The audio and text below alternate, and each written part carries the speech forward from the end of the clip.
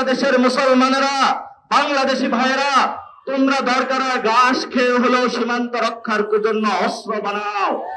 সেই খোদা আমাদের শহীদ উসমান হাদি ভাই এইখানে হলো আমাদের পাশে ঘুমিয়ে রয়েছেন।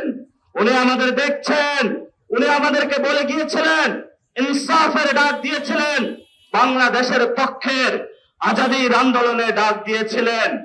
আমাদের সামনে একটি নতুন যুদ্ধ অবতীর্ণ হয়েছে। সেই যুদ্ধের মধ্যে চলে এসেছে গেরুয়া রক্ষী বাহিনী, যারা আমাদের সীমান্তে শুধু 2000 থেকে 2026 সাল পর্যন্ত 2025 জন মানুষ বাংলাদেশি নাগরিককে তারা হত্যা করেছে। প্রত্যেকবারই যখন বাংলাদেশ নাগরিককে তারা হত্যা করেছে, তারা বাংলাদেশে 2025 বার বাংলাদেশের সীমান্ত এবং বাংলাদেশের মানচিত্রের উপরে হলো যুদ্ধ ঘোষণা করেছে।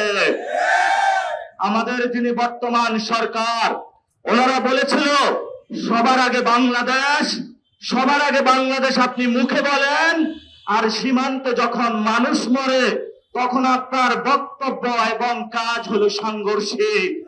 এই জন্য বক্তব্য এবং কাজ যখন সাংঘর্ষিক হয় তাদেরকে বলা হয় মুনাফিক।